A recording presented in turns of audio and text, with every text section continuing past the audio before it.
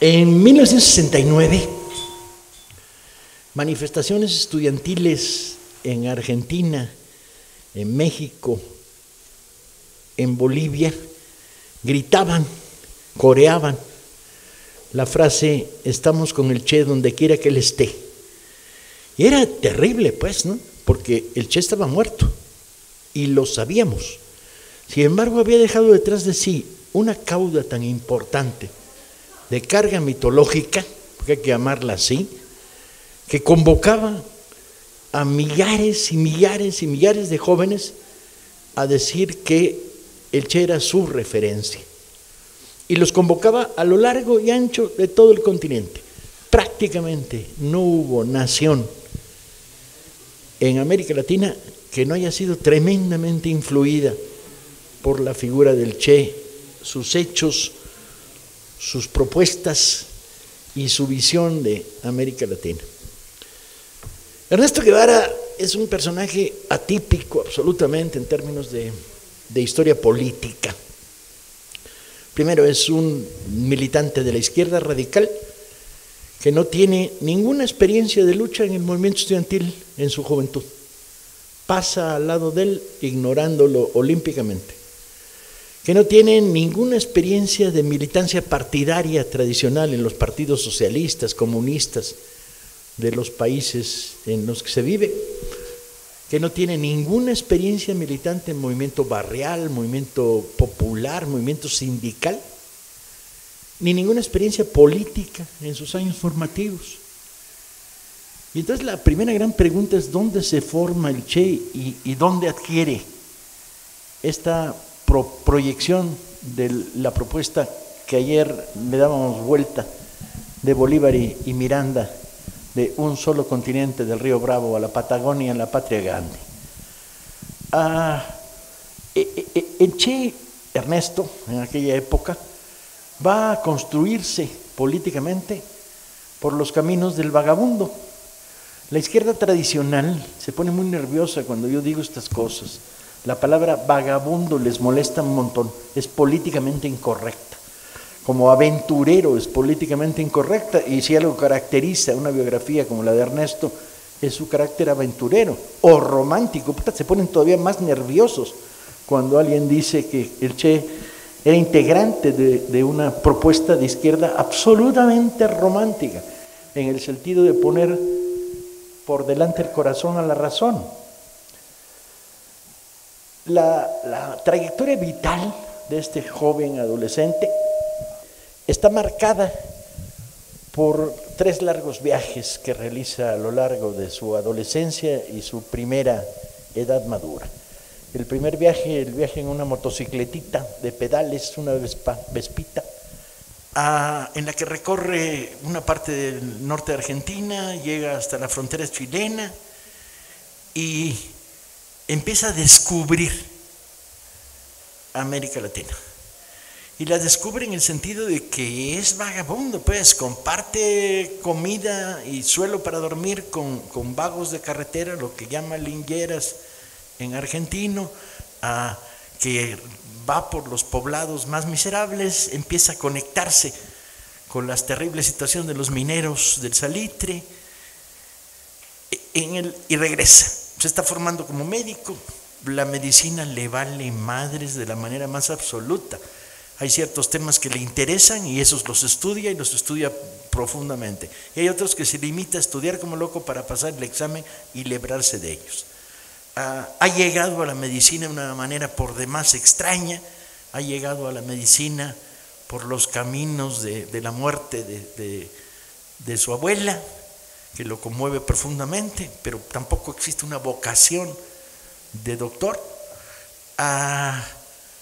Tiene una formación cultural muy, muy sólida, curiosamente. Es un fabuloso lector de poesía, lector de psicología, y es un grafómano. Escribe todo el día, a todas horas, sus impresiones, sus reflexiones, etc. Formado básicamente por su madre, la condición de asmático le crea una relación con la escuela formal súper irregular. formado por la condición de asmático. El asma es un límite y el adolescente Ernesto está continuamente peleando contra el límite. Si el asma no me deja yo, y buscando el límite de esto, si no puedo escalar, escalo, si no puedo nadar, bueno, fobia al agua, producto de que alguno de los ataques más terribles que tuvo en su vida los arrancó el que lo arrojara en agua fría, amigos por una broma cuando estaban en un balneario, enloquecido, porque miren que ser asmático y decidir jugar rugby, que es la versión anglo-argentina del fútbol americano, lo cual obligaba a que un amigo suyo corriera por la banda del campo con la bombilla para darse toques para el asma mientras él jugaba. Este extraño personaje empieza a viajar. El segundo viaje se volverá bastante más complicado y lo llevará a caminos sorprendentes. Será médico en un hospital de leprosos, recorrerá los primeros pasos de la revolución boliviana, resentirá el que la lucha campesina boliviana no ha triunfado, sino que está siendo usada para elevar al poder a una nueva burguesía, tendrá un profundo desprecio por los dirigentes del movimiento obrero, conocerá las miserias de prácticamente cuatro o cinco países que recorren el primer viaje y terminará viajando en avión a Venezuela, su compañero Granados, y luego él regresando a Argentina en un avión que transporta caballos. Termina su carrera a toda velocidad y ¿qué hace? Se lanza a un nuevo viaje, de nuevo a América Latina. En el proceso de este primer viaje empiezan a aparecer algunos intereses. Desde luego una primera reflexión política, pero política en el sentido más puro del término, o sea, social, sociológica, lo que ves, lo interpretas, el mundo en el que estás pasando por él es un mundo que te retrae a las absolutas injusticias de sociedades tremendamente duras en términos clasistas. El segundo viaje se vuelve más profundo, o el tercer viaje, el segundo gran viaje, porque lo va a llevar a zonas de conflicto mucho más tensas, fundamentalmente Guatemala. Guatemala se está produciendo en estos momentos una contrarrevolución. El gobierno del presidente Arbenz en Guatemala ha desarrollado una reforma agraria radical. Las compañías bananeras, propiedad de la United Fruits, están organizando un golpe militar apoyado en los militares, y él vive el golpe militar. Lo vive desde la rabia y la impotencia de que ni siquiera eso les puedan dejar crecer a los campesinos de Guatemala. No tiene una posibilidad de participar en la defensa de la revolución guatemalteca, la incipiente revolución guatemalteca, que se desmorona muy rápido y termina tomando un tren que lo llevará a Tapachula, donde pagará la primera mordida que pagará en su vida a un aduanero mexicano. Trae la marca de Guatemala, la marca de la revolución que pudo ser y no fue, la marca del contragolpe. Para esto ha sido peón en una hacienda de la United Fruit cargando banano, ha sido médico de pobres de pobreza absoluta en barrios hipermiserables, ha mendigado la comida, ha vendido cristos super milagrosos con foquitos de colores que todo lo curan, y escribe. Y ha descubierto una nueva beta, que es curioso y yo creo que es importante en la componente del luego naciente panamericanismo de Ernesto Guevara, que es su amor por las ruinas arqueológicas. No es de extrañar que sea un argentino donde los únicos indios que conoce los habían matado hacía 100 años en el desierto, en las guerras del desierto, que el descubrimiento de las ruinas incas lo dejen deslumbrado y que lo reiterará en México en el descubrimiento de las pirámides en Teotihuacán y de los restos arqueológicos toltecas y esta fascinación que lo lleva a dudar durante un momento si no hay un camino por ahí. Para esto se está planteando eternamente cómo seguir la vida, y en su dinámica está viajar. América Latina, como él dice, la tengo bien fumada, y entonces piensa un congreso de la juventud en Polonia, la posibilidad de ir a la India, la posibilidad de ir a China. Para esto sobrevive de mala manera en la Ciudad de México. Entre los oficios de Ernesto Guevara está ser fotógrafo ambulante en la Alameda, que tomaba fotos a niños de fiestas de cumpleaños, el ser velador en el Fondo de Cultura, donde lee por primera vez El Capital, aprovechando que los veladores no tienen más oficio que leer en la noche. Es uno de los mejores trabajos del mundo. Eso y ser portero de hotel nocturno son los mejores oficios del planeta. Y conecta o reconecta más bien con sus amigos cubanos que había conocido en Costa Rica, y que lo sorprenden. Y lo sorprenden porque hay en ellos una pasión que él no tiene, la pasión de vamos a morir, pero vamos a tirar al dictador. La generación del 26 de julio es una generación de jóvenes con una vocación de sacrificio notable. Habían vivido ya el asalto al cuartel Moncada, se habían salvado de milagros, se habían exilado los que sobrevivieron, y conoce a Fidel, que es el gran encantador de serpientes que ha creado América Latina. Y Fidel le hace 7 pases mágicos al Che y lo convence que va de veras. Y Ernesto, en su correspondencia, sobre todo con su madre, reconoce que ha encontrado en estos cubanos locos de una isla que no tienen ni idea dónde empieza y cómo termina, ¿sí? Reconoce que hay ahí una pasión y que vale la pena jugársela. Mientras sigue pensando en hacer viajes aquí y allá, tiene a su primera hija en México con una exilada peruana y decide sumarse al 26 de julio y a la expedición que saldrá de Tuxpan. Será capturado en México por la policía política mexicana, que se parece bastante la de entonces a la de ahora, con la diferencia en que entonces lo soltaron y ahora no sueltan, ¿no? Porque el gobierno mexicano no quiere involucrarse en una operación que defiende la dictadura de Batista y no quiere mancharse las manos, y sale. El Ernesto Guevara, que es interrogado por la policía política mexicana, y hay copia de su interrogatorio y es bien divertida, dice: ¿y usted qué es? Y el joven Ernesto Guevara dice: yo soy marxista. Y entonces el interrogador le dice: ¿usted qué? ¿Pero qué? ¿Es cubano? No, yo soy marxista. Hasta que Gutiérrez Barrios, que era más inteligente que el que lo estaba interrogando, dice: póngale que es marxista y déjelo que se haya chingado a su madre, el pinche argentino, ¿no? Por cierto, le va a costar más tiempo de cárcel que el que le cuesta al resto de los cubanos en la prisión de Miguel Schultz. El Cheque se sube al Granma. ¿Qué es? Es, curiosamente, un pre-bolivariano. O sea, su vinculación con la Revolución Cubana, en la que cree, porque cree en los jóvenes que están dispuestos a morir para tirar a un dictador, está marcada por una visión de América Latina. Como el tema central de aquí es el panamericanismo del Che, me voy a brincar la historia de la Revolución Cubana y decir simplemente que una vez que toman el poder,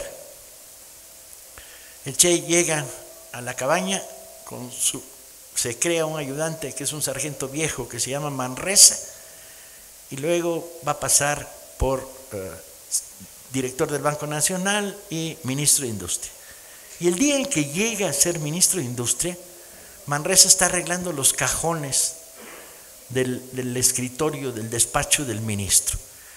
Y Ernesto le dice, que ya para esos momentos Ernesto ya es el Che, ¿sí? Le dice: no le arregles demasiado porque aquí vamos a estar 1 o 2 años y nos vamos. Y Manresa dice: ¿a dónde? Dice: no, a algún lado, a seguir la revolución en América Latina. ¿Qué le ha construido en estos años esta visión de que el fenómeno tiene que ser continental? Primero, la idea de que el aislamiento cubano es tremendamente peligroso, porque si se aísla, queda aislada, va a estar sometida a una presión norteamericana tan brutal y tan enorme que la van a ahogar. Segunda, que tiene una dimensión latinoamericana, ya está pensando en términos de patria grande. A lo largo de esos años va a colaborar en entrenamientos de futuros guerrilleros argentinos, futuros guerrilleros uruguayos, futuros guerrilleros nicaragüenses. Va a tener relaciones y contactos y estimular la guerrilla que se produce en Guatemala. Va a tener trabajo. De tal manera que cuando regresa de África, y esta es otra historia que algún día tendríamos que contarles, Guevara tiene una propuesta latinoamericana. La idea vietnamita de crear un Vietnam para América Latina. Y lee en torno a esto. Si uno revisa la literatura de mochila de Ernesto Guevara en el año 65 o en el 66, va a encontrar que lee de todo sobre América Latina. Desde Bernal Díaz del Castillo hasta la biografía de las memorias de Pancho Villa de Martín Luis Guzmán, pasando con estudios y análisis sobre la reforma agraria en este o en otro lado. Y está leyendo a Bolívar. Por primera vez la biografía de Waldo Frank la trae en la mochila en los días próximos a su muerte. En su discurso, el panamericanismo ya está desatado, ¿sí? Cuando en Punta del Este le pregunta a un periodista, ¿pero usted qué? ¿Usted es cubano? No, usted ni siquiera es cubano, usted es argentino y está hablando a nombre de Cuba. Ernesto Guevara, indignado, le dice, yo soy más cubano que usted, más argentino que usted, porque soy latinoamericano. O sea, el concepto ya lo trae clavado. Y cuando piensa la operación de Bolivia, lo cual para los que ya hemos estudiado el tema con mucha seriedad y mucho tiempo, está claro que no era una operación boliviana, sino era la creación de un centro de irradiación que operaría sobre Bolivia, Argentina y Perú. Está pensando en el desarrollo de un proyecto continental.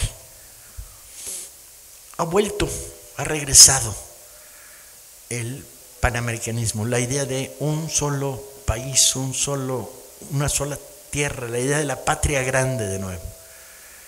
Y tiene un sustento, ahora sí, porque el sustento es que la Revolución Cubana ha logrado, y ayer lo decía, tenemos que agradecerle a la Revolución Cubana el que le haya devuelto a América Latina el panamericanismo, ¿sí?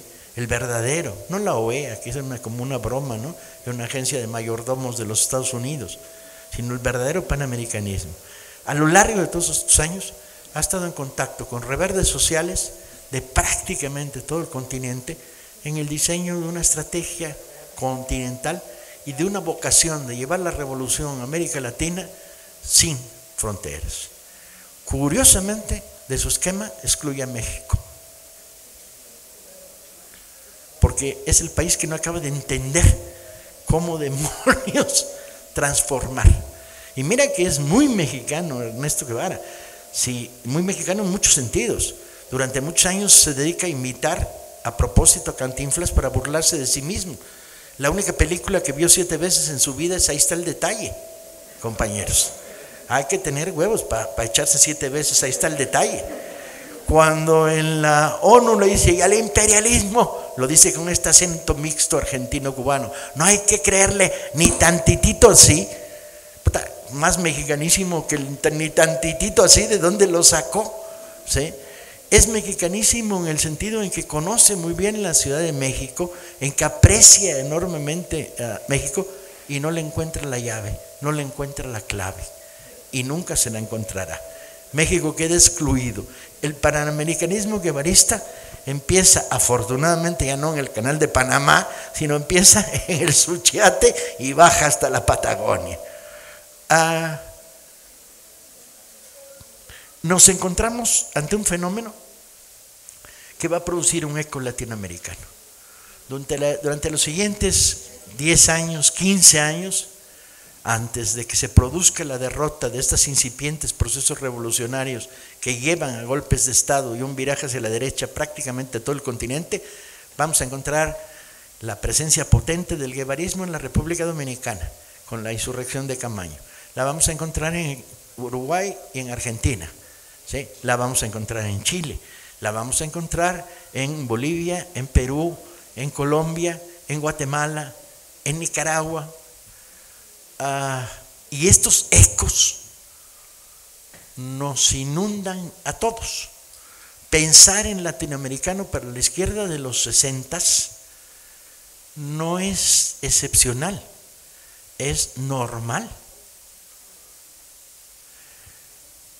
A esto yo añadiría, y lo dejo para la segunda intervención, el peso que tiene el desarrollo de un proyecto cultural multiforme y no voluntario, sino impulsado por la lucha de clases, por la lucha social, por la lucha emancipadora, por las luchas de liberación, de un proyecto cultural profundamente marcado por todos iguales, todos diferentes en América Latina.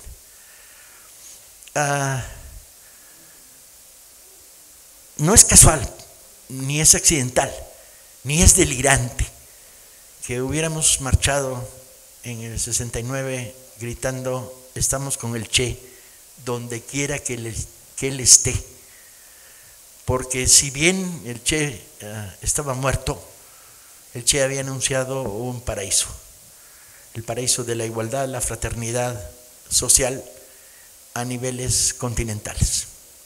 Hasta ahí.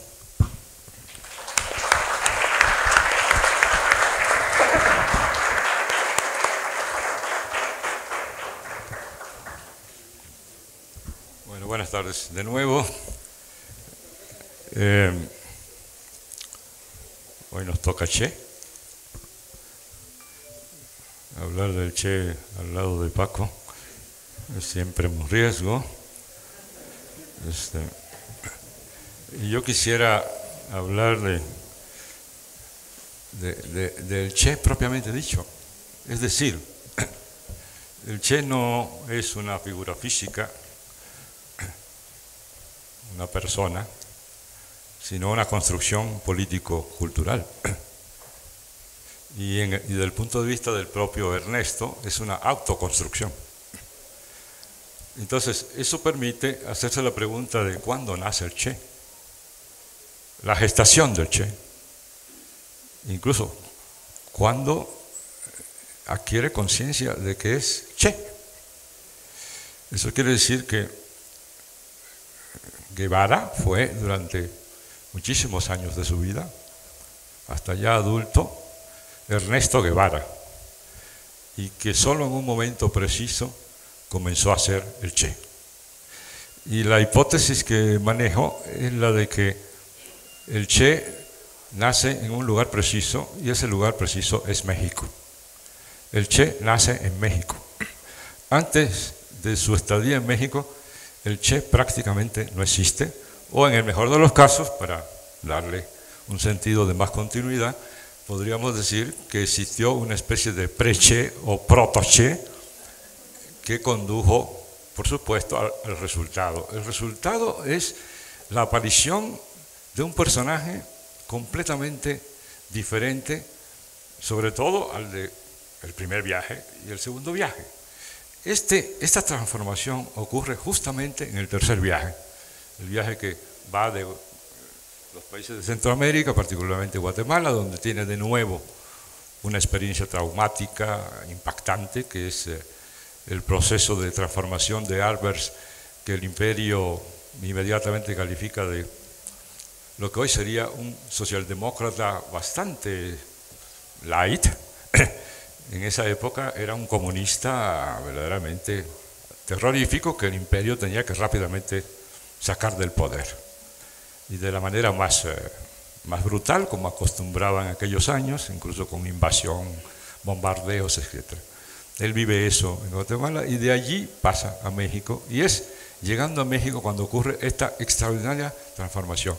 Eso se puede medir no en términos generales como lo estoy planteando como introducción, sino de una manera precisa, incluso casi día por día, porque escribía muchas cartas, y tenía varios destinatarios, no solo uno. Eso hace muy abundante las cartas que escribe en este periodo, porque le escribía a la hermana, le escribía a una amiga, le escribía a su madre, a su padre, etc. Entonces hay una gran abundancia de documentación que permite ver, por lo menos, si no día a día, por lo menos semana a semana, la transformación que va sufriendo el personaje. ¿Y qué es lo que tenemos en la primera etapa? E incluso ya en esta última tercera etapa, todavía durante largo tiempo hasta su llegada a México, más o menos el perfil que ha dibujado Paco, y no creo que aquí haya discusión ni pruritos ideológicos para, como dice Paco, que pasa, y efectivamente pasa, que cuando habla uno del Che como un personaje que en su etapa proto fue prácticamente un viajero vagabundo, ni siquiera cabe la discusión porque él mismo se calificó así, literalmente. Es más, no solo se calificó así porque viajaba, sino porque en su fuero interior toda su energía y atención estaba orientada al vagabundeo por el mundo. Su obsesión era viajar con lugares muy precisos que eran como puntos intermedios. En este último viaje, que él veía prácticamente como definitivo, en términos de su abandono de Argentina, lo deberían llevar por varios países que él señala con precisión: Venezuela, Cuba, y después advierte Cuba nada más para ir a ver los museos, pasear, volver a encontrar a mis amigos y salirme. Y México también como un paso intermedio. Dice, estaré unos años en México, que es un país que por cierto me gusta mucho, aunque como dijo Paco, no llegó a comprender en su raíz el complejo proceso mexicano, ¿no? Este es el resorte que lo mueve, y su punto final es llegar a Europa. Si así hubiera ocurrido, me imagino yo, y lo imagino porque yo estuve en un momento también de mucha potencia de movimientos de izquierda revolucionarios en Europa. Europa en esos años, en mi caso un poco posterior, pero desde los años 50, 60, un verdadero hervidero de revolucionarios latinoamericanos y en consecuencia una especie de mercado de oferta y demanda de guerrilleros para todos los lugares imaginables, no solo de América Latina, sino de Asia y de África. Conociendo al Che, lo más probable es que si hubiera seguido hacia Europa, que hubiera terminado, yo creo, con más probabilidad, en algún país de África haciendo la revolución.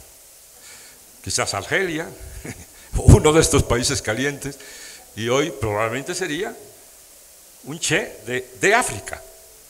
Pero una vez llegó aquí a México y encontró lo que encontró, su destino era inevitable seguir esta ruta. Pero es asombroso ver el desapego en fases largas del Che respecto a una responsabilidad de carácter político continuada, etc. Hay, desde luego, el desarrollo de una especie de humanismo muy radical, interesado en los procesos de América Latina. Llegando a Guatemala, en Guatemala se encuentra con este proceso que ya señalé, en donde están todos los ingredientes de aquello contra lo que lucharía el Che hasta el fin de su vida. Es decir, un elemento central que lo va a conducir a su visión latinoamericana, la presencia del imperio. Si había un lugar donde esto estaba presente de una manera notable, la United Fruit Company, ¿no?, la gran transnacional bananera, prácticamente monitoreando el país, a la prensa, a los gobiernos, etcétela, de tal manera que empieza a sacar todas sus artimañas y sus garras contra un gobierno que empieza a poner en tela de juicio algunos de los principios que para el gobierno norteamericano en aquella época y durante mucho tiempo y prácticamente desde el día de hoy son intocables. En aquella época la importancia, no tanto como hoy, del control de la tierra. Segundo, el control directo de los factores políticos estatales. Ningún gobernante que se apartara de la línea trazada de con varios factores, uno de los cuales, uno y más marcado en aquella época, era el absoluto anticomunismo, ¿no? De tal manera que el que tuvieron un tiempo todavía al lado en República Dominicana, el dictador por excelencia del Caribe en ese momento, incluso antes que Batista, por supuesto. Uno de los títulos que casi se impuso, se autoasignó sintomáticamente, fue el de Trujillo, campeón del anticomunismo en América. Así querían marcar su adhesión a este criterio norteamericano como criterio de buen gobierno, ¿no? Y luego el intento de transformar las relaciones sociales en Guatemala. Todo esto junto hizo que el imperio decidiera que había que eliminar a Albert, y para eso usó a un títere, Castillo Armas, que le sirvió de referente para derrocar.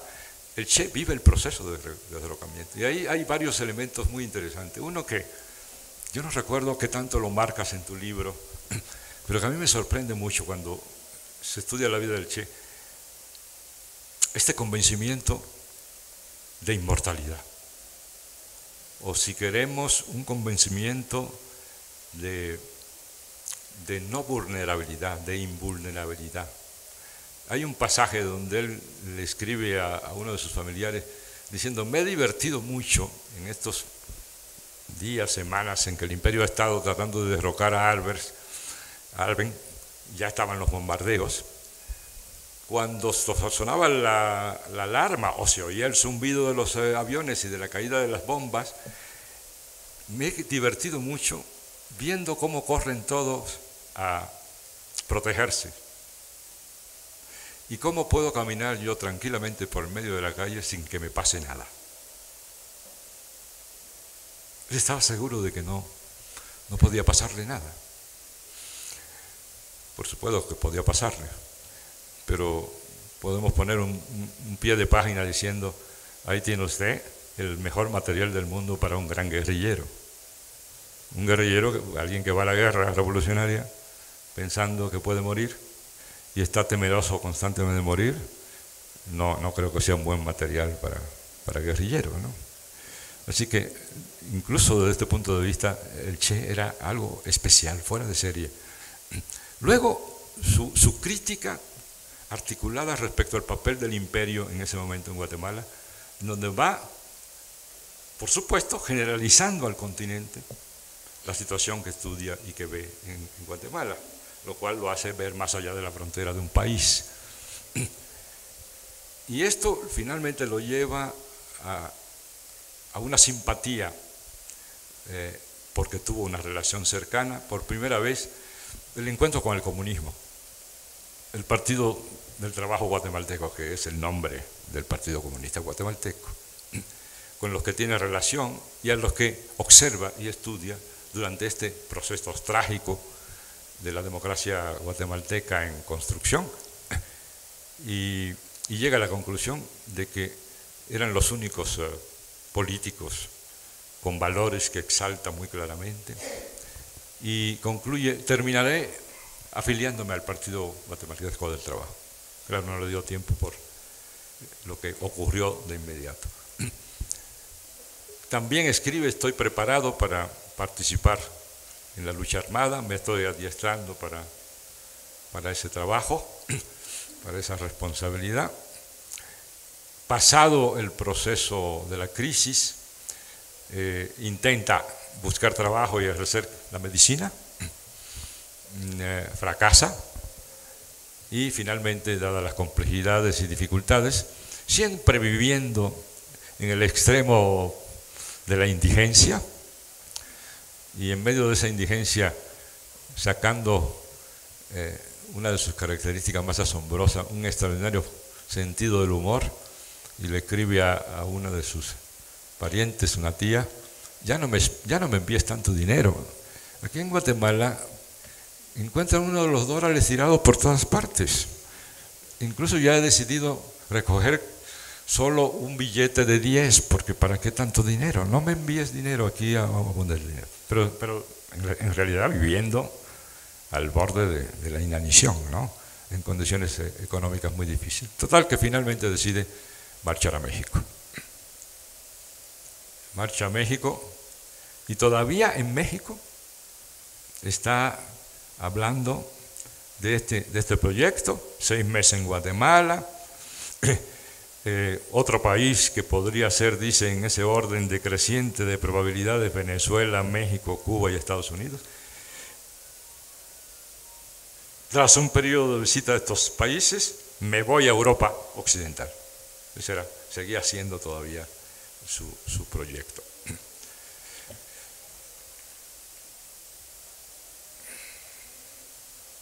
Poco equipaje, piernas fuertes y estómago de faquir, era su lema. Y ahora entonces hablemos de la etapa mexicana. Aquí empieza una etapa quizá más intensa de lecturas y de reflexiones. Se dedica a la fotografía, pero hay un pasaje donde dice, hace meses que prácticamente no hago fotografía, solo hago una sola actividad: estudiar, estudiar y estudiar, leer, leer y leer. Era como si estuviera preparando porque veía el advenimiento de lo que yo llamo un momento crucial. La historia está llena de momentos cruciales, pero esos momentos cruciales por sí mismos no producen resultados. Depende de cómo aproveche el sujeto para que ocurran estas cosas. Y eso ocurre en el encuentro con Fidel.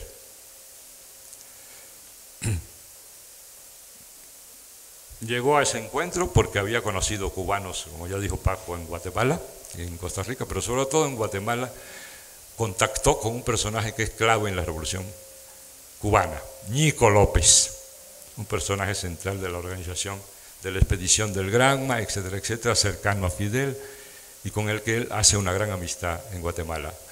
Ñico López ya estaba en México, de tal manera que mediante este vínculo finalmente le presentan a Fidel. Y esto fue una epifanía. ¿Qué se puede decir al respecto entonces? Se puede decir que el Che nace en México porque los revolucionarios cubanos, después del Moncada, estaban en México. Si los revolucionarios cubanos hubieran ido a Costa Rica, el Che habría nacido en Costa Rica. Nace en México porque el factor crucial del nacimiento del Che, estrictamente hablando, es su vinculación con los revolucionarios cubanos y particularmente con Fidel Castro. Fidel Castro es un encantador de serpientes, dice Paco, es mucho más que eso incluso. Es el hombre más persuasivo que ha tenido la política latinoamericana y bueno, en ese momento no lo podía saber ni el Che y probablemente tampoco lo sabía Fidel, pero Fidel Castro es, a mi juicio, el revolucionario y el político más importante de la segunda mitad del siglo XX. No hay ninguno, ni siquiera comparable. Y fíjense ustedes que, bueno, existió Mandela y otros, pero agarre usted cada uno de esos políticos, póngalo al lado de Fidel y verá inmediatamente que Fidel es el gigante del grupo, con cualquiera que lo ponga, incluyendo Mandela, al que yo admiro muchísimo. Creo que son todos los grandes del siglo XX. Pero vean ustedes el encuentro de Fidel con Mandela, cuando Mandela ya sale de la cárcel, es un gran personaje en Sudáfrica y visita La Habana. Uno de sus primeros actos fue visitar La Habana. ¿Qué dice Mandela a Fidel? En un acto subido en el podio que no abandonaba ni a tiros Mandela en La Habana, diciendo: yo tengo que decir lo que es la revolución cubana y tengo que decir lo que es Fidel Castro. Para concluir, yo no me muevo de aquí hasta que Fidel Castro no me diga cuándo va a ir a Sudáfrica. Y Fidel decía: bueno, chicos, yo tengo que ver la agenda, con mucho gusto. Y yo veré. No. Yo no admito ningún tipo de argumentación. Yo quiero aquí y ahorita que me digas cuándo vas a ir a visitarnos. Y explicó: nosotros somos un país, somos una nación por la acción de los cubanos,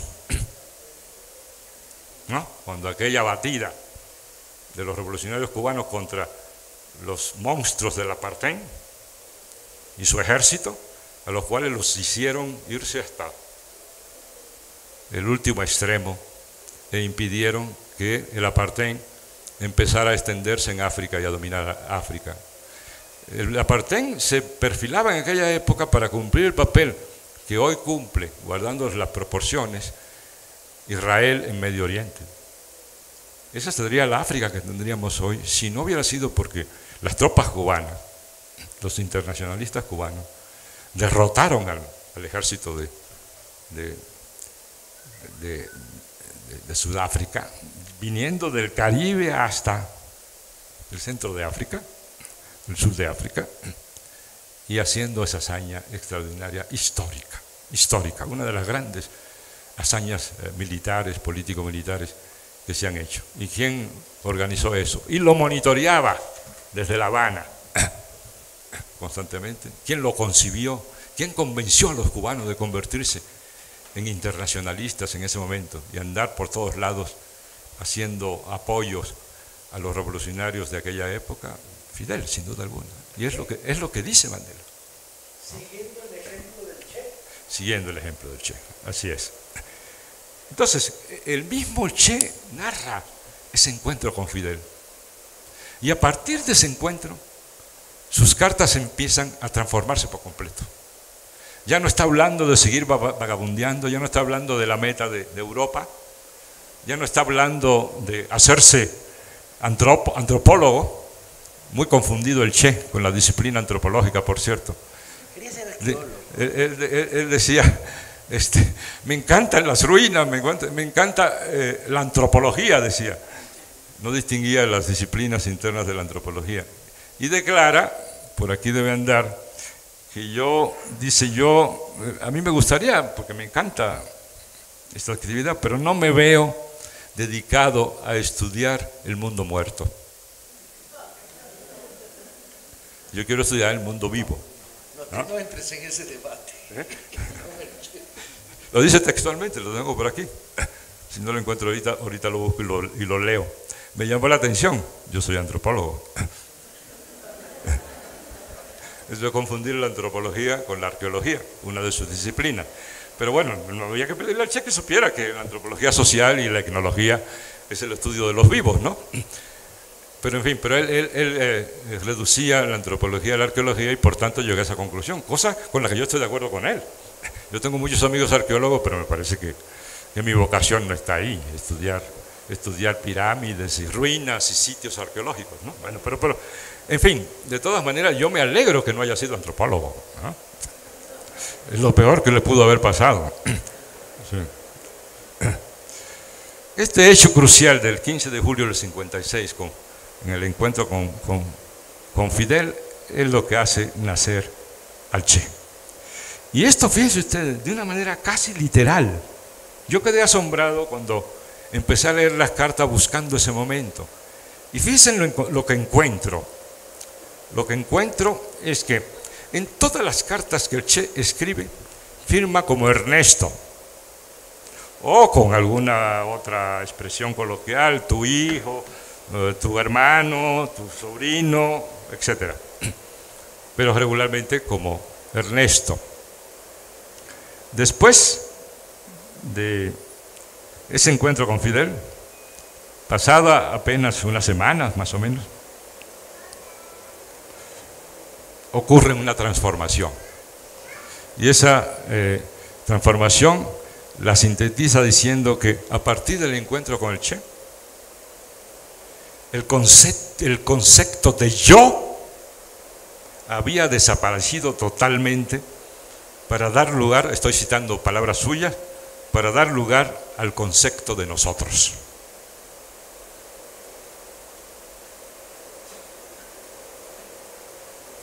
Era una moral comunista, dice, fíjense ustedes, tan temprano como eso. Y naturalmente puede parecer una exageración doctrinaria, le dice a la madre, creo que es. Pero realmente era y es lindo poder sentir una remoción de nosotros, ¿no? Es decir, la sustracción del yo. Remoción es sustracción, ¿no?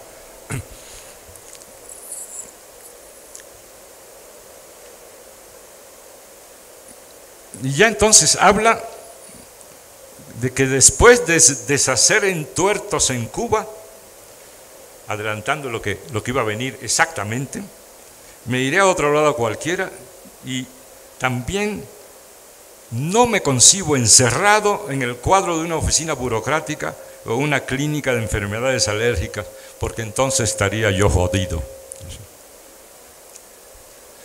Y fíjense ustedes, en esta carta ocurre un milagro. Por primera vez no se despide como hijo andariego, aventurero, sino como Che.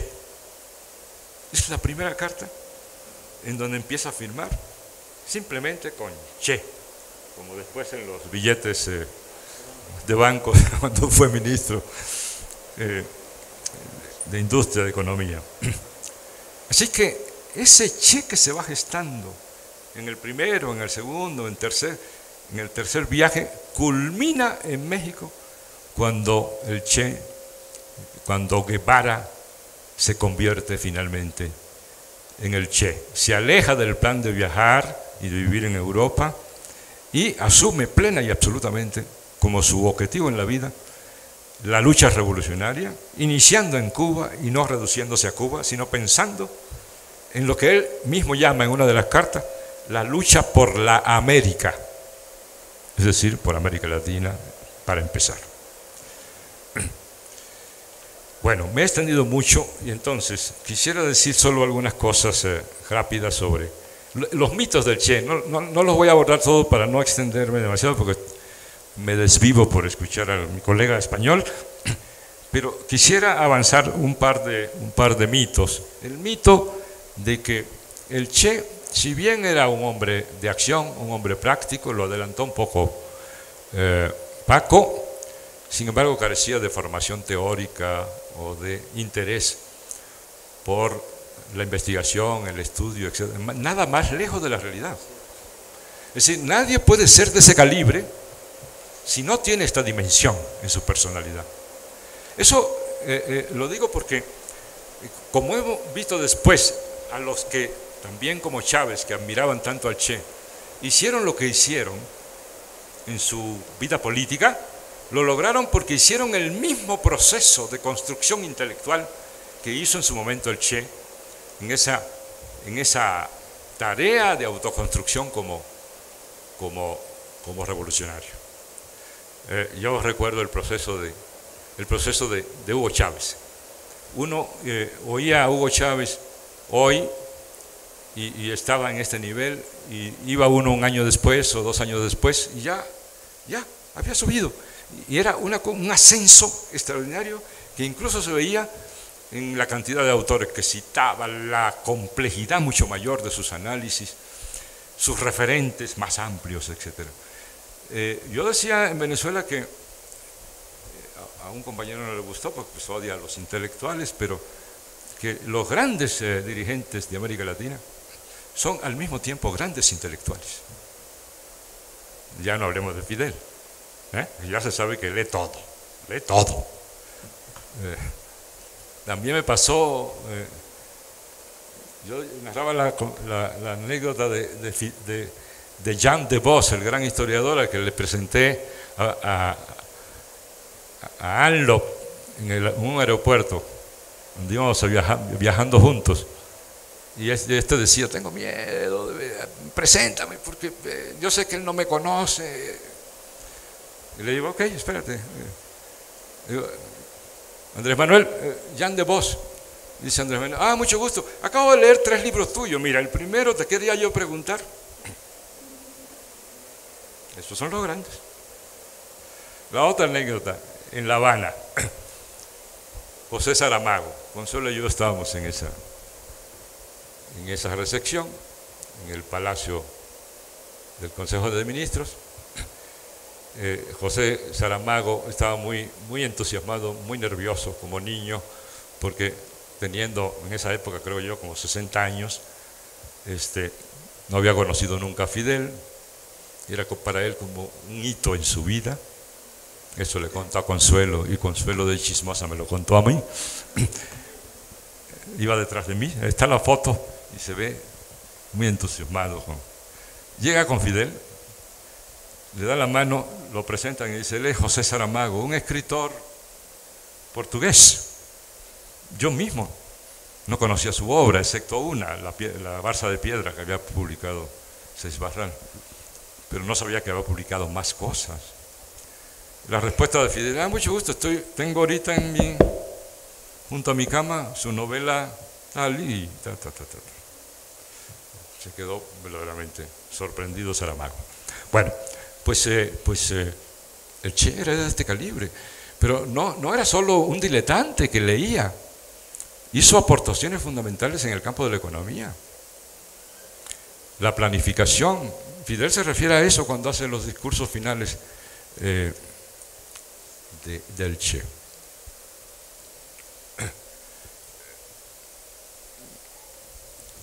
Más aún, hay el famoso seminario sobre el capital.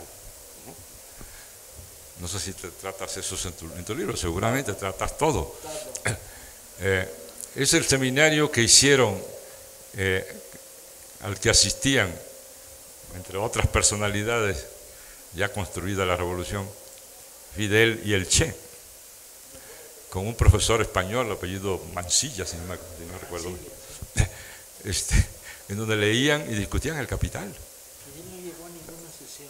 Sí, llegó a un par, porque hay un registro de una discusión en donde Fidel decía que una de las fórmulas del capital, MDM, etcétera, etcétera, estaba mal. Y claro, Mansilla decía que sí estaba loco, ¿no?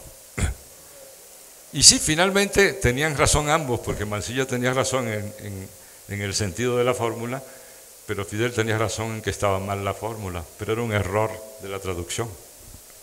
Así que tenía también razón Fidel, no checaba. Bueno, pero en fin, el hecho es que fueron grandes estudiosos.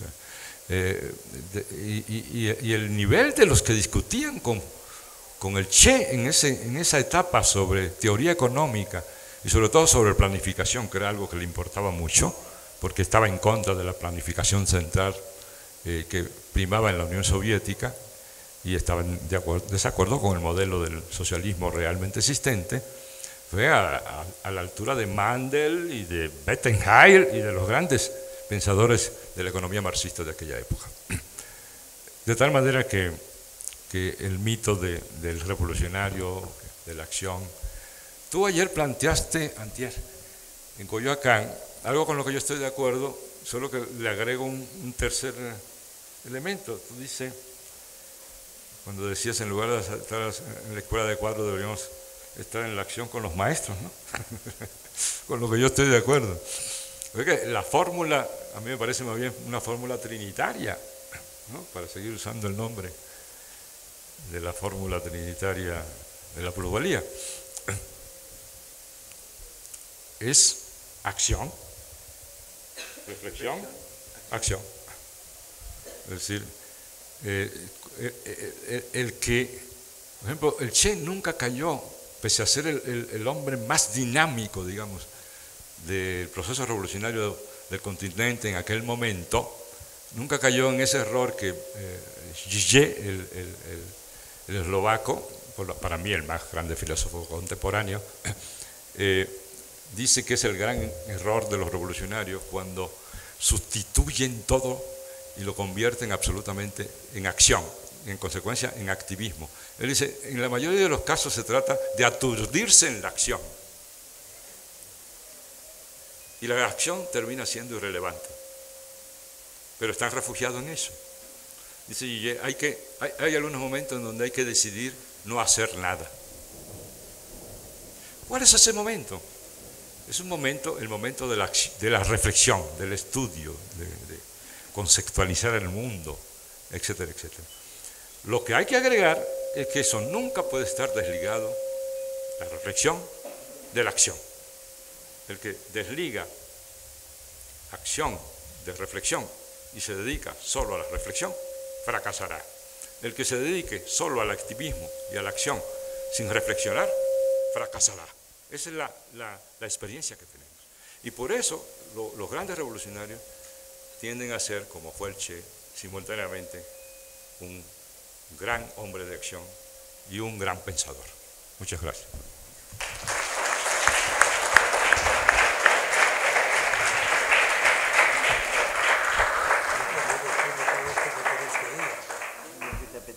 Si quieres decir, si yo tampoco. Ayer tú jugaste tu papel. Bueno, buenas tardes, noches. Muchas gracias por venir. Les voy a hacer una confesión. Me produce una vergüenza de tamaño sideral hablar sobre Che Guevara teniendo a mi derecha a mi querido Paco, que sabe más de Ernesto Guevara que el propio Ernesto Guevara si Guevara viviera, pero muchísimo más. Y además, no solo eso, sino que a mí me ha encargado la misión de buscar el nexo de unión con los dos iconos que ha producido la América Latina, digamos que a lo largo de su historia, el Che y Bolívar. Ustedes, y no se piensen ustedes que ese es un tema menor, porque hay similitudes y hay diferencias enormes, pero voy a ver si sintetizo y con esto acabo mi intervención, porque estoy seguro que querrán preguntar aquí a estos maestros 8.000 cosas sobre el Che, porque yo ayer les aburrí bastante con Bolívar y con Francisco de Miranda. Tienen que pasar 125 años para que una persona, un argentino, retome la idea de lo que Paco dice la patria grande. Es que hasta entonces habíamos tenido durmiendo el sueño de los justos a todo el continente, ¿no?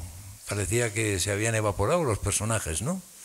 Y el Che tiene aspectos de los dos. O sea, el Che no tiene formación militar, tampoco la tenía Bolívar, y miren ustedes lo que hizo, pero sí la tenía Miranda. Tiene una curiosidad intelectual muy superior a la media, es Miranda. O sea, casi, también es un hombre casi, lo voy a dejar ahí, del Renacimiento. No tiene apego, como no lo tiene Bolívar, por una vez conseguido el objetivo eternizarse. No, la revolución continúa. O sea, ese es Bolívar, no parar, estar todo el día en la actividad permanente. Pero resulta que con el icono del Che, porque si hay algún icono en el mundo es el Che Guevara, hombre, no a la altura de Bolívar en reconocimiento mundial, porque no hay nadie como Bolívar, créanme, porque es así, que tenga tantas plazas, calles, avenidas, teatros, satélites, campos de fútbol, un país, monedas, aeropuertos, universidades, monumentos, los tiene en todo el mundo. Yo por eso la novela que escribí, narrando simplemente los últimos 15 días de Bolívar, la titulé Todo llevará su nombre, que es una frase que un personaje de la novela le dice al otro unos años después de Bolívar, cuando se está inaugurando el monumento que sigue estando todavía en Central Park, en Nueva York, esa estatua ecuestre magnífica de Bolívar, ¿no? Y hay un personaje que le dice al otro, qué suerte que nosotros hayamos podido ver esto, y le dice, sí, porque es que estamos ante el personaje más grande que ha dado América, y es que, hermano, porque son hermanos, todo llevará su nombre, y es verdad, todo ha llevado su nombre. Lo que pasa es que pocas cosas después han llegado a su obra, y han tenido que pasar no sé cuántos años para que se recupere en la justa medida la obra de aquella patria grande, la Gran Colombia que llamó Miranda y que ahora conocemos como América Latina, y que el Che tiene una particularidad, claro, que no la han tenido los demás. Él era argentino y carajo, se forma en México, y le pasa como a mí, que fue incapaz de entender este país. Yo, mira que he venido veces y, coño, esto es difícil, ¿eh? El aguante que tenéis vosotros, o sea, porque hay que aguantar, ¿eh? Hay que aguantar.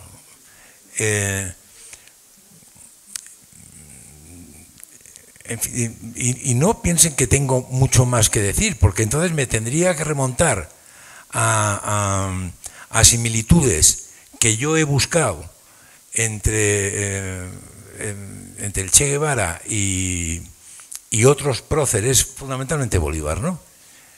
Y no me parece que este sea el motivo de la charla. Pero claro, a mí es que, repito, la vergüenza que me da hablar es hablarle a Noé de inundaciones. Ni más ni menos. Pero les voy a hacer una confesión. He descubierto a la hora de comer que yo me adelanté unos años, involuntariamente, lo reconozco, en utilizar el nombre del Che antes que Paco. Y es que a los 14 años creé una revista en mi colegio. Yo estudiaba en España en un internado, y con 14 añitos aquellos beneméritos capuchinos me dejaron que la revista se llamara El Che, y de subtítulos llevara Revista Juvenil Independiente, porque claro, no me atrevía a decir Revista Revolucionaria Estudiantil, ¿no? No sé dónde no me lo hubieran dejado publicar seguramente. Por lo tanto, yo como ven, soy más breve, porque estoy seguro que tienen que hacer preguntas a los maestros, o si quieren preguntarme a mí lo que sea, pues yo les responderé, porque de manera absolutamente fugaz, como la tormenta que hemos tenido, se nos han ido ya 75 minutos. Cierro. Podríamos seguir aquí.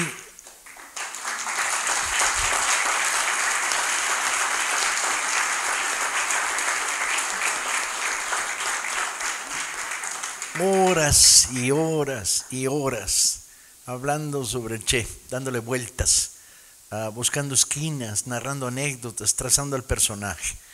Pero un poco el objetivo de este doble conferencia en 2 días, era poner sobre la mesa la necesidad de que volvamos a repensar en latinoamericano, de que pensar en nacional nos queda chico hoy a los ciudadanos de América Latina.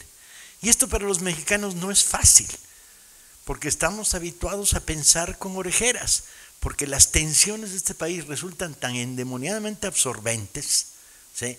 Los conflictos de este país resultan tan terriblemente enganchadores, dominadores de nuestras vidas, que apenas si nos queda un poco de tiempo para ver qué está pasando en Estados Unidos, cuya presencia cercana se convierte siempre en una situación de riesgo. Y hay que andarlos midiendo para ver qué chingadera se les ocurre, ¿no?, a los gringos en los próximos meses. Esto significa que, perdida la dimensión latinoamericana de las generaciones que política y culturalmente, insisto, la cultura fue el gran impulso balsámico del latinoamericanismo que recibimos la generación del 68 y los años posteriores, tenemos que volver a repensar en latinoamericano. Hoy es inconcebible que un partido de izquierda no tenga entre sus propuestas fundamentales la desaparición de las fronteras en América Latina. Es obligado, ¿sí?, el volver a repensar en latinoamericano, en pensar en parlamento común, en unidad de países, en mercados comunes económicos, en vinculación, en intercambios profundos en materia de cultura, en lo que los europeos han logrado con tanta relativa facilidad, siendo prácticamente muchísimo más difícil. Porque ¿quién tiene interés en la fragmentación de América Latina? Bueno, lo tiene el imperio, que es capaz de tratar paisito por paisito. Y ahora hablo con este paisito y ahora chingo este otro paisito. Y ahora hablo con este paisito y lo utilizo para chingar este otro paisito. Solamente el imperio tiene vocación de tratar con América Latina en términos de fragmentación. Desde América Latina no veo nada que nos beneficie en decir que un colombiano no es como usted y como yo, pero mejor, porque tiene más sentido del ritmo, exceptuando a los jarochos, que lo que nos separa de un argentino es el mal gusto que tiene en el fútbol. Fuera de eso, ¿quién no ha crecido leyendo afortunadamente a Cortázar, o quien no se educó como yo leyendo a Rodolfo Walsh. Lo que nos hace diferentes en América Latina nos enriquece profundamente. Es esta diferencia enriquecedora y tenemos que volver a pensar en latinoamericano. La intención pues de este humilde seminario de 2 días era lanzar la idea: repensemos en latinoamericano, repensemos no solo en términos de derrocar la siniestra dictadura del PRI y sus pinches paniaguados panistas y sus protopaniaguados perredistas y demás basura que los acompaña. No pensemos solo en términos de la transformación nacional, pensemos en términos de la transformación continental. Entonces, si hemos logrado sembrar la mala semilla, lo bueno es que las ideas políticamente no correctas, pero sí atractivas, son virales y se extienden viralmente. Sembremos pues esta propuesta. Nosotros hemos terminado. La palabra es de ustedes. Tenemos 2 anuncios nada más que hacer, los vamos a hacer antes porque si no luego se vuelve el caos. El primero es que tenemos en oferta en la librería de la Brigada que hay aquí en la entrada todos mis libros a mitad de precio y El nacimiento de la antropología, el último libro, no el último, el más reciente libro de Héctor Díaz Polanco, también a mitad de precio. Y vamos a regalar el libro de Fermín a los primeros que se llegaron y se chingaron los que llegaron tarde. ¿Y qué necesitamos hacer? Estamos pasando una lista para los que recibieron el libro porque necesitamos justificar, etc. Entonces les vamos a pedir nada más un favor, que levanten el libro para demostrar cuando la cámara esté lista. Cuando terminemos. Para que bajemos, se baje Fermín. Ok, que no levanten nada todavía. La segunda es que mañana a unos metros de aquí y a las 12 en el Parque Juana de Asbaje, ¿cuál es ese? Ay, me encantó, unos señalaron para un lado y otros para otro. ¿Sí? Víctimas de un ataque. ¿Cruzo la calle y estoy en el parque? Bien. En el Parque Juana de Asbaje a las 12 los compañeros de Morena hacen un acto de apoyo al movimiento magisterial.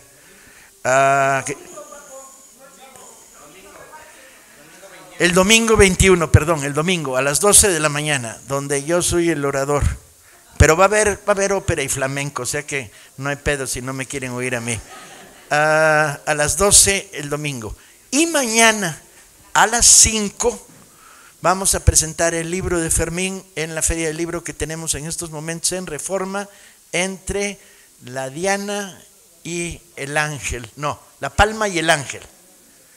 A las 5 de la tarde vamos a presentar el libro de Fermín. Los que quieran y tengan amigos que quieran que vamos a volverlo a regalar, ustedes ya lo tienen. Los que no les tocó libro, mañana lo pueden recibir gratuitamente ahí. Y yo creo que no hay más anuncios. Sí, el domingo en la tarde, en un victorioso doblete. ¿A qué hora de la tarde? A las 2, el debate sobre el DF traicionado. Bien, el domingo próximo a las 2 de la tarde en el mismo Tianguis de Reforma tenemos un interesante debate que se llama el DF secuestrado, que tratará de analizar la manera como su actual gobernante entró con el voto de la izquierda y va a salir con el repudio de la izquierda y el voto de la derecha. En términos de seguridad pública, inmobiliarias, propuesta urbana, etcétera, etcétera, en el que participarán Pedro Miguel, el abogado Francisco Estrada y yo, y ya. Bien, después de eso tienen la palabra. Suplicamos intervenciones cortas porque si no nos vamos a quedar aquí a vivir. El compañero ahí arriba.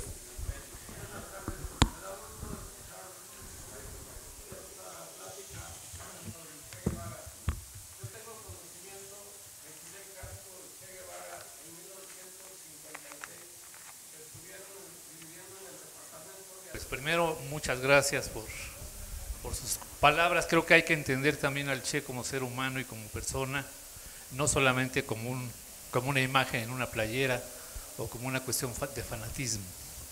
De hecho, el mismo Víctor Jara escribe una canción dedicada al Che, hablando y haciendo una comparación de apostolado, como Jesucristo con los apóstoles, la canción del aparecido. Creo que en ese sentido, en los 60s y 70s, yo soy alumno de CCH Sur, 1973-74, creo que realmente sí hubo una conciencia del conocimiento, de la filosofía de la izquierda, del Che Guevara particularmente, porque leíamos mucho y porque participábamos mucho en el análisis del fenómeno social que estaba ocurriendo en América Latina, no en México, en América Latina. Creo que en esa época había una conciencia solidaria general en América Latina que ya no se tiene.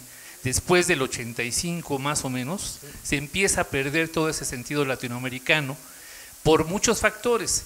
Primeramente, uno de los factores fueron las propias generaciones de 60s y 70s que empiezan a abandonar un poco por la aparente derrota y la aparente victoria de la izquierda en muchos países del mundo, como que nos sentamos un poco en nuestros laureles y pensamos que habíamos avanzado mucho en el desarrollo de la izquierda. Y yo me acuerdo que muchas veces se hablaba sobre el triunfo general de la izquierda cuando fue el PSUM, cosa más absurda para mí, en la Unión de la Izquierda en ese entonces, cuando todavía estaba en boga el asunto de las uniones de los partidos de izquierda, que actualmente son las tribus del PRD. En fin, en la militancia mía, a partir de los 15, 16 años en el Partido Comunista Mexicano, se hablaba justamente de ese latinoamericanismo y no del patriotismo como un solo país, y eso era muy importante. Y eso era muy importante que después yo reafirmé cuando estuve en CCH, porque leíamos muchísimo, se leía mucho y se analizaba mucho literatura chilena, literatura argentina, uruguaya, boliviana. Todo eso nos daba un panorama general de fenómenos semejantes que estaban justamente influyendo dentro de la sociedad latinoamericana y que si no nos poníamos las pilas, podíamos perder todo ese avance logrado en 60s y 70s. ¿Por qué? Porque se perdía la lectura y el conocimiento general de la América Latina. Creo que ese factor es importantísimo cuando se deja de leer, cuando se deja de analizar y cuando el Che se convierte en fanatismo y se convierte en una imagen comercial nada más, porque como dicen algunos por ahí, cada que se vende una playera del Che Guevara, un capitalista es feliz. Y yo creo que sí es cierto en muchos sentidos, Entonces, aquí lo único que yo quiero aportar es justamente que la división de la que tú hablabas para fracturar América Latina comienza muchísimo antes. Comienza a principios del siglo XX con la invención de las religiones protestantes, en donde la mayoría de los libros están editados en Estados Unidos y empiezan a inyectar una serie de sectas, por así decirlo, en donde el divide y vencerás empieza a aplicar, porque se dividen las familias, se dividen las comunidades, y el mismo Lázaro Cárdenas comete un error garrafal en ese sentido al encomendarle al Instituto Lingüístico de Verano ¿cómo se dice?, la traducción de la Constitución y de los principalmente de los libros de texto gratuito a lenguas indígenas. Y el Instituto Lingüístico de Verano, aprovechando esa tarea, traduce la Biblia y también empieza a inyectar pensamiento de religiones protestantes. Ese sentido de dividir América Latina comienza mucho antes, justamente por eso, porque uno de los bloques más fuertes para dividir es el catolicismo. Entonces atacan por diferentes lugares, no solamente por la cuestión de educación, por la cuestión política, por la educación comercial, sino también por la religiosa. O sea, eso no hay que perderlo de vista, porque mucha gente a lo mejor actúa de buena voluntad sin conocer estos detalles, en donde fue una encomienda del mismo gobierno de Estados Unidos dividir el pensamiento católico que era tan fuerte en América Latina, cosa que podría ser para algunos de izquierda algo inconcebible, pero que es significativo para el imperialismo generar fracturas por cualquiera de los aspectos que puedan unir a los latinoamericanos. Nada más.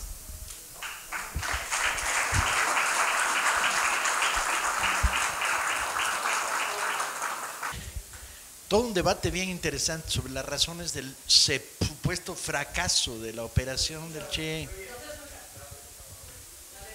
Bueno, sí, bueno, sí.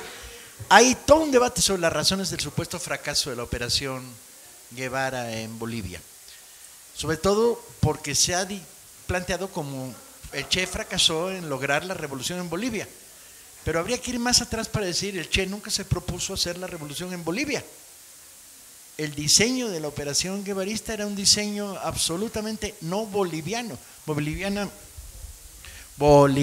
era un frente de retaguardia para abastecer las operaciones centrales sobre Perú y Argentina. Pero hay un montón de elementos y algunos los puede rastrear hasta la visión que el Che tiene de la Revolución Cubana. En el debate sobre la sierra y el llano que se produce en el 58 dentro del movimiento 26 de julio, sobre por dónde tiene que caminar la revolución, el Che es hipercrítico de las posiciones del llano que acababan de fracasar en una huelga general y apostaba todo a la causa de la montaña. Sin embargo, cuando empieza a discutirlo en serio con uno de los hombres del llano que llega hasta la columna 8 en Las Villas, se da cuenta de que no sabe nada sobre el llano y que la dinámica de la revolución cubana ha sido leída frecuentemente como la guerrilla de las montañas, cuando era impensable sin la magnitud de la resistencia urbana que venía acompañándola. Entonces, el Che siempre tuvo una visión campesinista en términos de propuesta revolucionaria, en la medida en que era lo que sabía y lo que conocía. Piensen de repente que el Che no conoce una ciudad cubana sino hasta la batalla de Santa Clara, que se produce mes y medio antes del triunfo de la revolución. No mantiene relaciones y contactos con el mundo urbano cubano. El pueblo más grande que conoce en los primeros 2 años de lucha armada en Cuba es un pinche bohío con 55 habitantes. Su visión del mundo campesino y además de la Sierra Maestra, que es muy particular, porque de repente uno piensa, no, llegaron a la sierra y encontraron las claves de la contradicción con la dictadura. Ni madres, ahí había un trabajo político de muchísimos años, ¿sí?, que fue el que permitió que lo salvara. La columna del 26 de julio que llega hasta la Sierra Maestra está destruida por razones también muy complicadas de explicar. Los 12 que al final se fotografían ahí cuando Fidel, en un alarde de talento digamos histórico, dice, ya triunfamos porque somos 12, no hubieran sobrevivido sin la existencia de una base campesina, la de Crescencio fundamentalmente, militante, que había dado largas luchas contra el desalojo de la tierra en toda la Sierra Maestra. O sea, el Che tenía una visión muy simplista. El Che va construyendo teoría a partir de la experiencia vital, y la experiencia vital en términos revolucionarios lo coloca en un mundo campesino que no encuentra además cómo reproducir en Bolivia. Los primeros 12 meses de guerrilla boliviana solo son capaces de reclutar a un campesino y se les pierde. No hay manera de recuperar las bajas, ¿sí? Entonces, no quiero profundizar ni entrar, pónganse a leer, chinga, que es apasionante la historia, pero es mucho más complicada de lo que parece, ¿sí?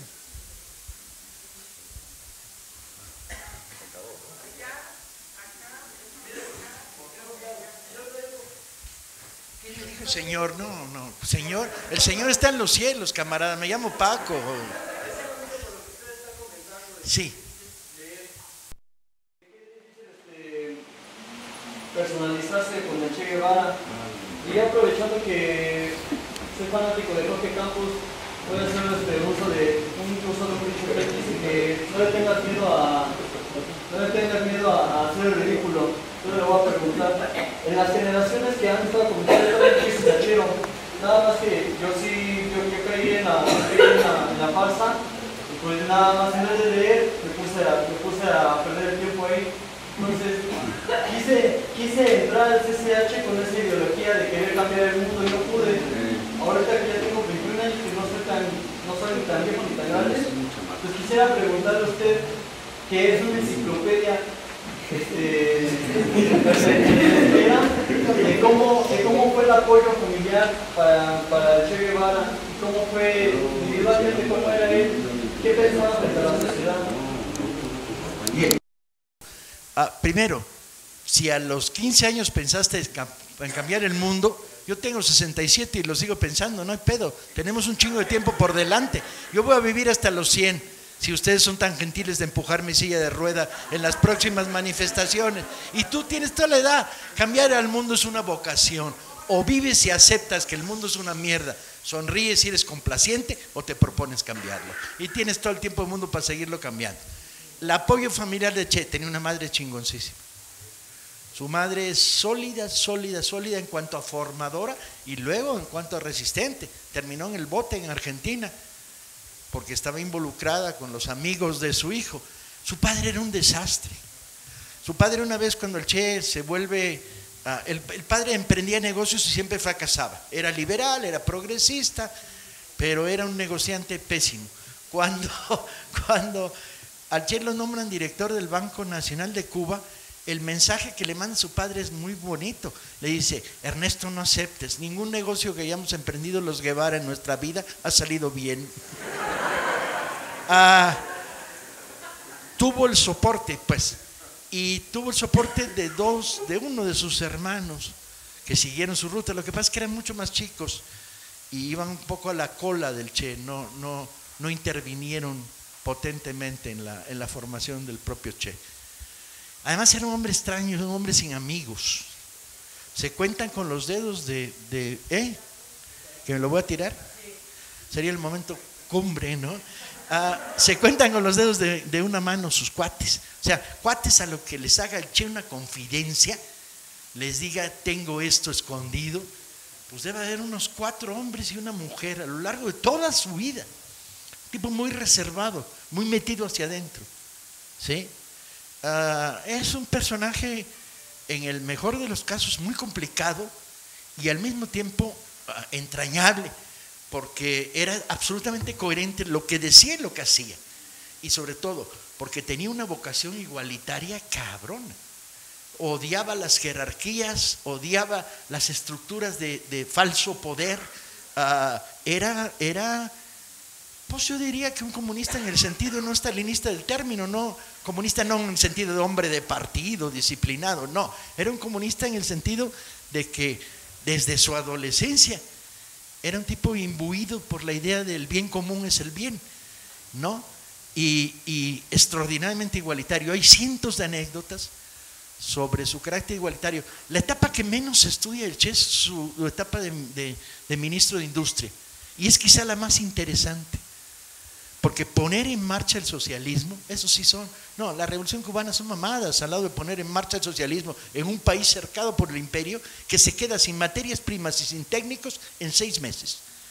Cuando de repente alguien se pregunta: ¿y la pasta de dientes? Le dice: bueno, la pasta de dientes necesita 7 insumos para producirse, tenemos 2. Chingados hacemos.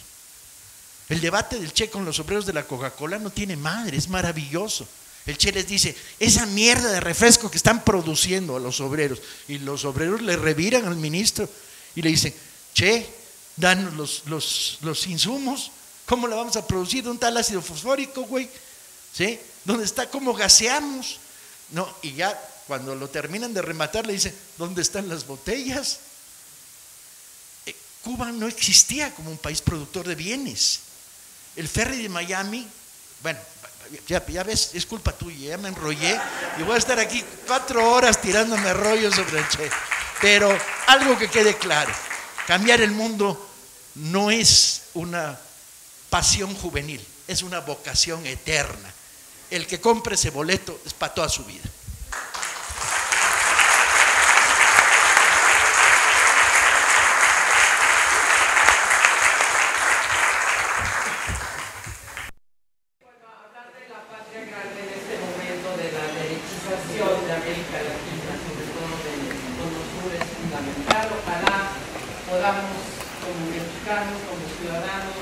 Y aquí no hemos podido, pero bueno, hagamos el intento. en el continente. Yo tengo dos dudas que son anecdóticas y que vienen de buena fuente. Una es en tu libro que mencionas lo mismo, también Castañeda habla de ello. En el momento en que el Che está en Bolivia, ya murió Tania, ya murieron todos, ya está en un momento, pues solo tiene un enlace en La Paz, que es Renán Montero, creo. Y era el único enlace que le quedaba, y de pronto recibe la orden Montero de irse. Este es un dato que me deja perpleja. A mí también. Bueno, vamos por partes. Los enigmas con los cuales Castañeda justifica la idea del abandono por parte de Che de la guerrilla de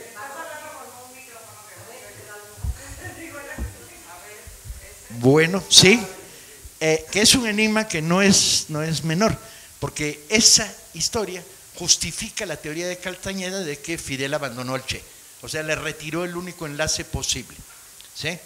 No más que, uno, no había enlace, o sea, Renán estaba en Bolivia, pero no tenía contacto con ninguna de los núcleos de la guerrilla, ni remoto contacto, ni siquiera contacto con los grupos de la juventud del Partido Comunista Boliviano que habían estado actuando. Entonces Renán estaba solo como rata en La Paz. Al perderse la conexión de Tania, él queda desarticulado, pero al caer el frente urbano, ¿sí?, que cae todo el frente urbano que le habían encomendado a una chava que, por cierto, acabo de entrevistar por segunda vez en Bolivia, Renán estaba aislado. Y además estaba aislado en condiciones particulares. Estaba enfermo y no tenía pasaporte. Se le había caducado. Alguien dice, bueno, pero Fidel debió haber intentado. No había comunicación de radio, se había perdido hacía semanas, ¿sí? El Che podía recibir, pero no podía emitir. Los cubanos no sabían qué estaba pasando con la guerrilla. La única información que les llegaba era la que proporcionaba el ejército boliviano. La pregunta es, ¿qué podía haber hecho la revolución cubana? Podía haber intentado crear un enlace con la guerrilla. Si lo intentó, que no lo intentaron, porque Renán se fue, regresó a Cuba, y era uno de sus pecados que cubrió luego, porque fue un destacadísimo miembro de la revolución nicaragüense. Sería uno de los vicecomandantes de la revolución nicaragüense, cosa que nadie cuenta y nadie sabe. Evidentemente, era un hombre de barba roja, ¿sí? ¿Qué quedaba? Podía haber mandado un comando aerotransportado, pero es loco. Bolivia no tiene costa, no había manera de hacer llegar refuerzos de ninguna manera, ¿sí? Aunque había un núcleo de entrenamiento en La Habana que estaba esperando a que el Che les dijera dónde, cómo y por qué. Habían perdido contacto con Argentina, se había roto el contacto con Perú, estaban absolutamente aislados, pero además estaban en una zona en la que estaban dando vueltas, buscando la guerrilla de Vilo Acuña y de Tañe. Entonces es muy difícil valorar esta historia. ¿Pudo haber Renán intentado enlazar con la guerrilla? Si fue así, no lo sabemos y no lo logró. El otro enigma que también llega en entrevista a Benigno, y me llega a mí a través de un discípulo de Benigno, que cuando Fidel lee la carta al Che, la carta del Che, perdón, el Che seguía en Cuba, y entonces que plantea una televisión, se enoja y dice, no es la cueva. Sí. Que ya les entregaron mi. Sí, la historia es falsa, porque el momento en el que Fidel lee la carta, el Che todavía está en el Congo, primero, y segundo, Benigno no estaba con él. Benigno en su biografía, lo entrevisté 3 veces, y las 3 veces me dio informaciones contradictorias. La primera era buena, la segunda era falsa, y la tercera ya no sabía dónde meterse cuando yo le hacía preguntas, porque él aseguraba que había estado en el Congo con el Che, y cuando le leí la lista escrita a mano por el propio Che de los combatientes del Congo, dije, ¿y tú dónde estás, güey? Benigno dijo, bueno, es que yo estaba en el otro Congo, nomás que el otro Congo son 800 kilómetros al oeste de este Congo, de selva impenetrable, con frontera de 3 países. Benigno no estaba ahí. Entonces la historia que cuenta de que el Che se encabronó mucho cuando oyó que Fidel había leído la carta de despedida ¿sí? Es falsa. Probablemente el Che se haya encabronado mucho, porque el problema es que cuando Fidel lee la carta de despedida, al Che se le cierra la puerta de regreso. Pero el Che quería regresar. No quería regresar. África fue una estancia de paso entre la operación que tenía diseñada en América Latina y que fracasó con la muerte del comandante segundo en Argentina, y la segunda operación, la de Bolivia. No quería regresar. De hecho, se negó durante mucho tiempo a regresar, estando en Praga, se negó durante mucho tiempo a regresar clandestinamente a Cuba, hasta que Fidel lo convenció y le dijo: el único lugar donde vas a poder preparar la operación hacia donde quieras ir, que era Bolivia, es en Pinar del Río, en un lugar maravilloso, por cierto, que todavía existe y al que se puede acceder si tienes buenos contactos entre generales guevaristas. ¿Y es cierto que se reunió una vez con Perón? Miente, porque no coinciden las fechas.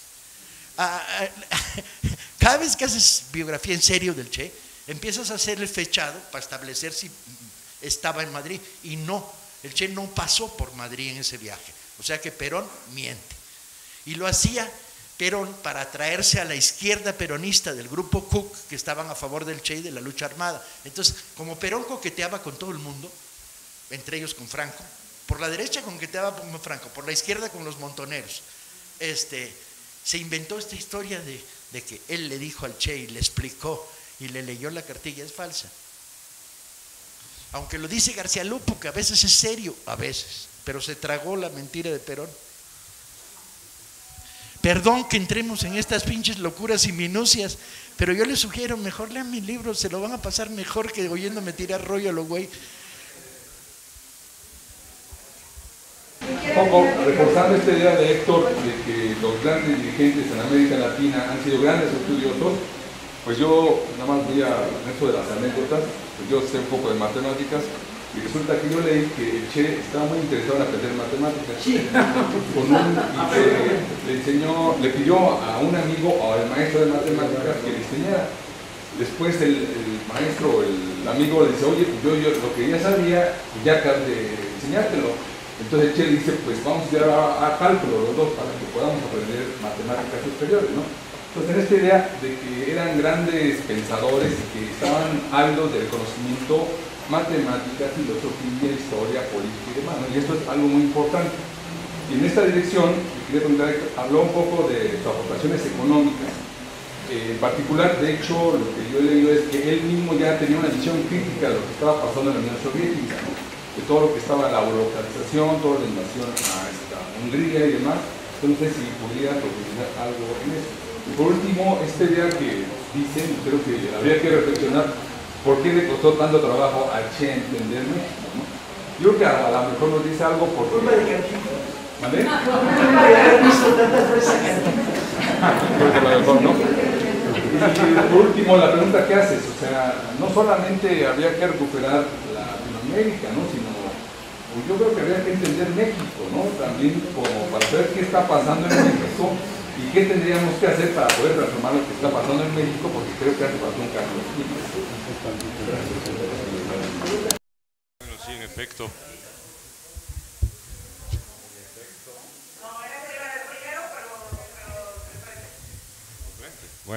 Bueno, ¿ahora sí? Sí, es cierto todo esto de interés por la matemática. Y hay un montón de campos casi esotéricos en que se interesaba el Che.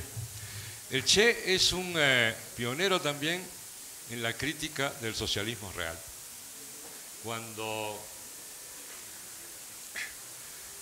tuvieron que pasar décadas para que la izquierda latinoamericana asumiera la crítica al socialismo real, el Che ya lo había hecho décadas atrás. En eso también fue un pionero. Pero no se trataba de simplemente ¿así? No se trataba simplemente de diferencias. El Che no solamente estaba, sino que escribió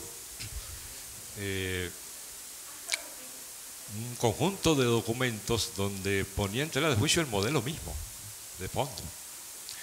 Y cuando hablaba del modelo cubano, su visión enfatizaba uno de los dos polos que es una de las eternas polémicas de la izquierda, el factor subjetivo. El modelo soviético de sociedad y la filosofía y la concepción marxista que la acompaña es extremadamente economicista, es decir, objetivista. Cree que hay procesos objetivos, fuerzas objetivas, y que el sujeto interviene, pero un poco para darle color, ¿no? El Che, en cambio, creía que el sujeto era fundamental. Y yo creo eso también. Más, el último capítulo de este libro, que ahorita traje unos ejemplares, se refiere justamente a eso. La verdadera concepción de la historia debe incluir simultáneamente la acción objetiva y la subjetiva. Por algo que decía Lukács, entre otras cosas, a eso que llamamos objetivo y a lo que supuestamente se enfrenta el sujeto, y eso es lo que creía el Che, ya está subjetivada, no es algo externo a los sujetos, es la acumulación de la acción de los sujetos y del mismo sujeto, es lo que llama Zizek el punto ciego de la realidad que tú no puedes evaluar porque es tu propia acción desenvolviéndose, ¿no? Bueno, eso fue fundamental y hizo del Che también uno de los pensadores más seguidos por las juventudes. Por ejemplo, el héroe teórico en Cuba fundamental es el Che. Cuando yo me reúno con los jóvenes y muchos de ellos son amigos nuestros, todos son seguidores del Che y algunos de ellos son expertos que han escrito trabajos muy importantes sobre el pensamiento económico del Che, sobre la visión del sujeto del Che, esta idea del Che de que tiene que haber un impulso moral, ético, etcétera, para que esto pueda. ¿Por qué no entendió a México? Voy a decir algo un poco sacrílego. Por la misma razón por la cual no entendió Bolivia. La heterogeneidad étnica de México. Si tú vas a intentar hacer una revolución en Bolivia, lo primero que tienes que entender es su heterogeneidad étnica. Un autor muy importante que vivió en México, que murió, le llamó a eso, a Bolivia, le llamó una sociedad abigarrada. Y eso es un concepto teórico ya en el pensamiento latinoamericano y en la sociología latinoamericana. Es el país abigarrado por definición. De tal manera que hay teóricos dedicados, incluso hoy día, a analizar ese abigarramiento que es Bolivia. Así que tenías que tomar en cuenta esa vertiente sociocultural para poder entender el país desde el cual querías hacer tu misión. Ahora, yo lo que agregaría como punto final es que esto no es culpa del Che, esto es el pensamiento normal de la izquierda hasta los años 70. Es decir, la izquierda siempre creyó que el factor sociocultural, y en particular en el caso de América Latina, la presencia de las comunidades y pueblos indígenas en estos países, como México y Bolivia notablemente, era un epifenómeno, un asunto secundario, que lo central eran las clases sociales, etc., sin entender que en estos países la presencia de las clases es una articulación con estas etnias y estos grupos socioculturales y que por eso tiene su peculiaridad. Entonces, países como México y como Bolivia y otros, Perú, etcétera, por esta presencia tan importante de los pueblos indígenas, requiere un tratamiento especial. No significa que sean incomprensibles, eso yo lo rechazo, pero duro. Yo creo que una de las frases más interesantes que dijo Carlos Fuentes, alguna vez, es contra esta idea de que México es único y que México tiene una característica que lo hacen casi inalcanzable. Todo eso es falso, ¿no? Chauvinismo.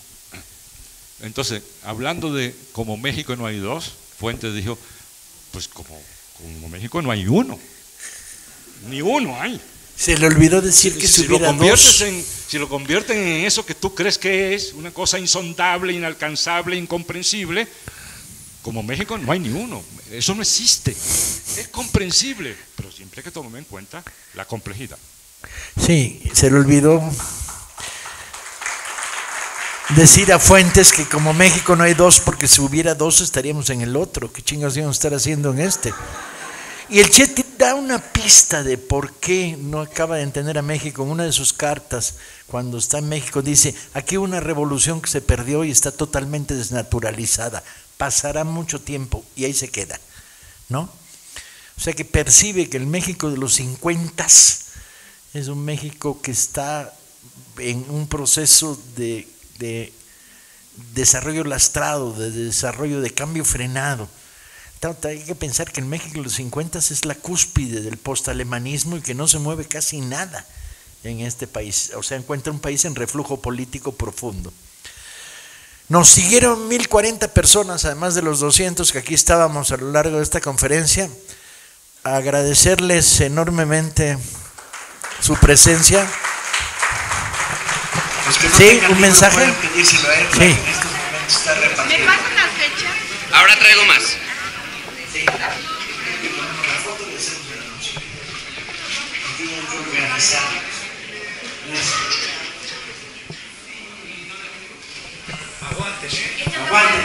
Aguanten.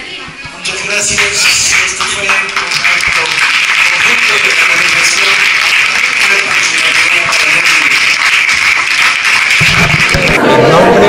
No, es que yo lo enseñé para que no me quieran quedar, es que mi segundo apellido es Aldana y luego me ponen Aldama.